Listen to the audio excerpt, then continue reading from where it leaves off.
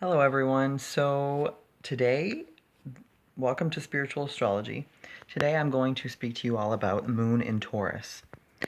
So, this is an interesting placement because it is known as what is, I believe, exalted. The Moon rules over Cancer, but when it is placed in Taurus, it is a good is traditionally what is viewed as a good placement because the moon is our emotions and our mental state. Taurus is all about stability. So Taurus does roll over other things. So Taurus on a positive note is loyalty, stability, trust, kind of an inner sense of serenity. Taurus wants things to be serene.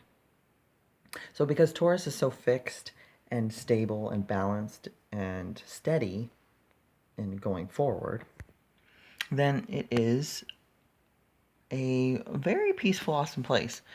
Because the signs opposite Taurus and preceding Taurus are Aries and Scorpio. These are Martian, aggressive, they have a tendency to be warlike because of Mars. So Mars is quite intense. Now, Taurus is quite Venus. So this is a place in life, a place in the energetic wheel where we want to find peace and serenity and kind of focus on the physical world in a sense, but all the beauty. It's kind of like where you stop and smell the roses. And with the moon being our very mental, emotional connection, how we interpret and how we internalize everything, Taurus is a good place. So you kind of see these people wearing rose-colored glasses. They're quite able to accept facts, but also ignore things that we don't need to care about. So our mental state and our emotions, some placements can pick up negativity. Taurus moons can pick up this negativity, but they don't dwell on it. They don't focus on attacking other people. Now, place signs that are more particular to being suspicious or attacking are Scorpio. And then Aries is kind of quick to go for it. But Taurus will kind of wait for everything. Basically, they'll wait to do anything. They will decide not to be offensive. They kind of understand that everything is a bit better if you kind of wait and kind of see everything in a more positive light. So these people are very focused and strong-willed, focused on security and happiness. So, and they'll steadily reach toward these things. And certain moon placements can be quite erratic, not with Taurus moon. So it'd be interesting to see what it would be like to be born with Taurus moon, because I have Gemini moon, and that's quite different. So Taurus moon is kind of quite balanced and kind of like I am myself. And I've mentioned this before, but Taurus is the sign of the Buddha. So Taurus is Buddha. It is serenity, inner calmness. Certain places in our life we need change, but not necessarily this, because the moon rules over our sense of home, our core, our family heritage. And Taurus, like I said, is all these can be positive things. And what do we like in our homes? We like stability. So the fact that Taurus brings the stability to our home and core and our ancestry and how we our memories, like the moon rules over memories as well. It rules over everything feminine. It is the most feminine sign. Like just like the sun is very masculine, it rules over the ego and is exalted in Aries. So Aries kind of mixes well with the ego, with the sun, with masculine, outward positivity, warm energy.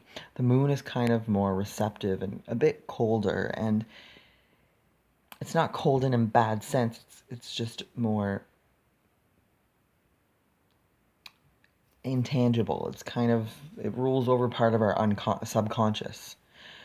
So with Taurus being so peaceful, Taurus moons will subconsciously kind of have an inner sense of relaxation and peace and knowing when to relax. So they have the ability to separate all that outward negativity. I think Taurus has the ability to create a bubble, and so does Cancer. So this is why Cancer and Taurus are related, and they're both feminine, and they both rule over serenity.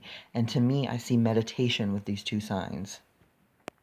Now, signs that are different than this would be Scorpio and Capricorn and Gemini. Now, these signs would probably, in order to balance their lives, or any, if their moon were in these signs, you would have to find kind of meditation. But what I've seen is that people born with Taurus moon and Cancer moon are kind of able to meditate while they live their life. So they're capable of having a meditative state of mind while they go about their life, because they've created a shield, kind of like a bubble around their home life, and that's their heart. So because Cancer and Taurus rule over the collarbone and the ribs, these are in place to keep our heart separate. These signs instinctively know that it's good to have a peaceful state of mind, and then that's okay, and it's separate from the real world. So they have a good sense of inner value. So it's all about value, and Taurus rules over value. And if the place in your life that you value and your moon is there, then you value your sense of security and home. So it's a very, like I said, a good place. And of course, the opposite sign, the opposite placement, the moon in Scorpio, has never been viewed in a positive light. It's viewed negatively. And there's reasons for this, because generally Scorpio is kind of like a suspicious, attacking kind of energy if you don't watch out for it. It's wise. It's kind of streetwise. But the moon and Cancer and Taurus are not streetwise. They are oversensitive. So that's the negative quality. So there are some negatives with Taurus energy. It'll kind of be, I find people with any planet in Taurus, rising, moon, or sun, generally, you'll see this, is that they will be affected by reading a book or watching a movie. These people will cry and kind of put themselves in that person's shoes, because they connect it with their inner world, their inner sensitivity. Of course, they kind of have the sense to know, oh, I won't watch this movie, I won't be around this negative energy. They know that they can't do that, and they're happy about it. Now, the problem with the moon being in another placement that's different than Taurus is that these people will go out in the world not knowing that their mental energy and their emotional energy will pick up on all that negativity. So Taurus moon and Cancer and anything moon-like in a feminine sign will understand. They will know, no, I'm not going out there because I will pick up on too many people's negative energy. So they instinctively know. So it's not logic. Now, that's the thing. I think Taurus isn't necessarily logic ruled. They have a wisdom. So it's a different kind of feminine. It's like the sacred feminine kind of wisdom, where they know that they need to keep beauty in their life and keep it and value it close to them. And this keeps their emotional energy up and positive. Some people don't know this kind of stuff because it's not necessarily other signs or other planets that imbue this knowledge or wisdom and sense. It's the sacred feminine. So think of the moon as the sacred feminine. And in Taurus, it's kind of, like I said, in the Buddha, in the center, in the core values of who we are supposed to be.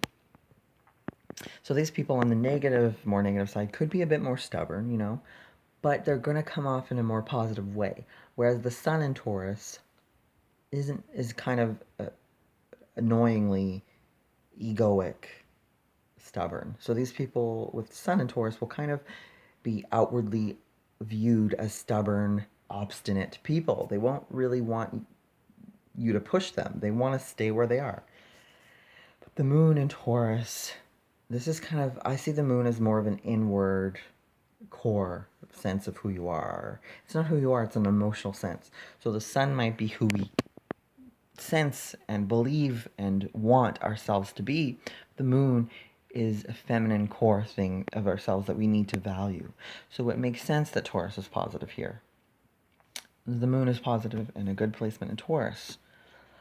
So these people come off generally peace-loving. Like, they will be kind of have a motherly energy, even if they don't say they want to be mothers. I met many Taurus moon people that say, oh, I don't want to be a mother. They end up usually being mothers and they end up being good at it.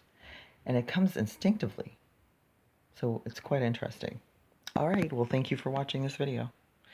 And you can watch the rest of my moon series videos when they come out, if they're out now.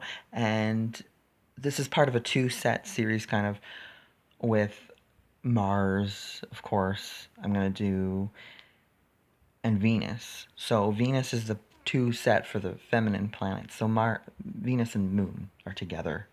But then Mars is also a part of Venus. So we'll kind of explain why these energies are different in those videos. Thank you. Bye.